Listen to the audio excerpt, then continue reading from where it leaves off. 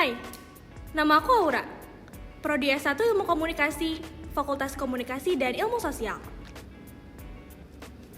Ini temanku, namanya Fawas. Kalau di kelas, dia orangnya cukup pendiam. Kalau yang ini namanya Muhammad Ilham, tapi sering dipanggil Mike. Aku juga nggak tahu sih kenapa dia dipanggil Mike. Tapi katanya bisa panjang kalau diceritain. Kami bertiga rekan satu kelas dan duduk dengan teman masing-masing. Sampai akhirnya... Ini tugas kelompok mau gimana nih? Kita pikirin aja dulu materinya, ntar kalau udah dapet baru kita saling diskusi aja. Kalau gitu kita coba cari materinya masing-masing dulu aja ya. Oke. Aman.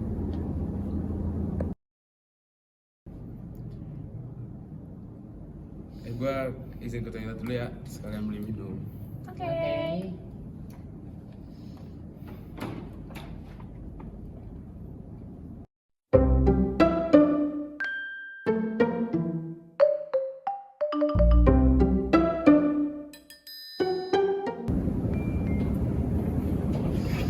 Serius amat? Iya nih, sampai ngantuk. Nih, ada permen. Nggak ngantuk kan? Asik, makasih Mike. Wow, makasih.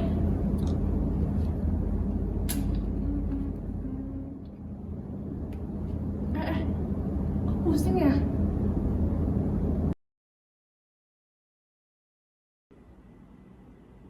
Ini kita ada di mana? Gak tahu ini kita lagi di mana. Selamat datang di Lab Fakultas Komunikasi dan Ilmu Sosial. Kamu siapa? Saya Mr. Kis. Di sini kalian bakal bisa memberikan pertanyaan. Pertanyaan? Oh, pertanyaan tentang tugas pengantar ilmu komunikasi aja, Ra. Oke, Mr. Ki. Sebagai anak ilmu komunikasi, aku punya pertanyaan. Biasanya saat komunikator menyampaikan pesan kepada komunikan, para komunikan ini memiliki makna atau pandangan yang berbeda dalam menerima pesan. Itu namanya apa ya? Persepsi adalah cara kita memahami atau menafsirkan informasi yang kita dapat. Persepsi menjadi inti komunikasi karena jika terjadi perbedaan pemahaman dan tidak akuratnya persepsi, maka tidak akan terjadinya komunikasi yang baik. Apa saja sih yang mempengaruhi persepsi manusia? Yang mempengaruhi persepsi manusia itu ada lingkungan fisik dan sosial. Berarti intinya ada dua ya yang mempengaruhi persepsi manusia, lingkungan fisik dan sosial. Betul, selanjutnya kalian cari sendiri karena saya akan mengembalikan kalian ke dunia asal kalian. Tapi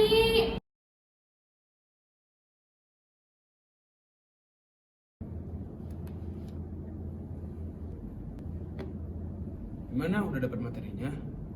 oh, udah? Apa yang tadi cuma mimpi ya?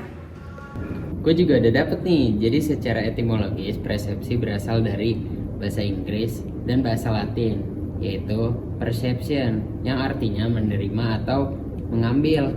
Perception adalah proses menyimpulkan informasi dan menafsirkan pesan. Menurut Deddy Mulyana, dalam buku ilmu komunikasi membagi persepsi menjadi dua, yaitu persepsi objek dan persepsi sosial. Yang pertama itu ada terhadap objek kan, sesuai nama yang akan merespon melalui lambang-lambang fisik yang tak bergerak dan menganggapi sesuatu dari luar diri. Terus yang kedua, ada yang persepsi sosial akan merespon melalui lambang-lambang verbal terus dan non-verbal. Persepsi ini lebih efektif penyampaiannya namun melibatkan banyak hal seperti perasaan, motif, dan harapan. Kalau berdasarkan yang aku cari ya, dari persepsi sosial tadi itu memiliki 5 karakteristik. Yang pertama, di mana persepsinya berdasarkan pengalaman. pengalaman atau pembelajaran di masa lalu membentuk persepsi seseorang. Misalnya soal makanan ya. Misalnya aku udah pernah makan pizza, terus pernah makan yang mungkin lebih enak daripada pizza. Jadi misalkan pengalaman-pengalaman aku dengan secara terus-menerus makanan-makanan yang baru, itu tuh aku punya pengalaman baru, punya penilaian gitu tentang makanan tersebut, mana yang enak, dan semakin aku banyak punya pengalaman, semakin tahu gitu mana yang enak, mana yang enggak. Yang kedua itu persepsinya bersifat selektif, dimana dalam penilaian atau melihat sesuatu tuh biasanya aku pasti mempertimbangkan aspek-aspek lain kan, kayak aku nilai sesuatu atau seseorang kayak pasti aku mempertimbangkan juga dia seperti apa, makanya disebut selektif. Dan yang ketiga di sini ada persepsi bersifat dugaan, dimana persepsi itu nggak pasti kan, nggak semua indera kita langsung kepake saat kita melihat sesuatu atau menerima informasi. Jadi banyak hal yang cuman berupa apa yang aku lihat atau apa yang aku yakini. Dan persepsi ini tuh memungkinkan kita yang namanya jump to conclusion dengan informasi yang nggak lengkap tadi. Yang keempat bersifat evaluatif, di mana persepsi itu subjektif, jadi cenderung menilai baik dan buruk, bagus dan jelek, dan standar yang dipakai juga standar diri sendiri, sehingga penilaiannya relatif. Dan yang terakhir nih, yang kelima, itu bersifat kontekstual, di mana persepsi tergantung konteks apa yang menjadi latar belakang, sehingga dia tuh memiliki kemiripan dengan objek tersebut. Itu sih paling. Oh ya, ada beberapa istilah lagi nih mengenai persepsi. Salah satunya atribusi. Atribusi adalah proses memahami penyebab perilaku orang lain. Oh ya, selain itu ada lagi tahu, namanya halo effect. Jadi halo effect ini tuh biasanya digambarin sama kartun atau animasi. Kita pernah lihat lah ya di kartun atau animasi, dimana di atas kepala mereka ada lingkaran yang menggambarkan malaikat atau sesuatu yang dianggap baik, dan ada juga yang gambarnya pakai tanduk gitu, menggambarkan sesuatu yang dianggap buruk atau negatif. Nah, halo effect ini tuh adalah kesan yang menyeluruh yang dibentuk dari beberapa sifat yang dianggap spesifik dan penting. Dan terakhir ada juga istilah yang namanya stereotype, di mana ini adalah kategorisasi atau pengelompokan dari suatu kelompok yang melihat dari suatu individu secara menyeluruh dan mengabaikan perbedaan antara individual. Contohnya misalnya orang-orang dari suku Batak gitu ya, misalkan dia menggunakan nada bicara yang tinggi.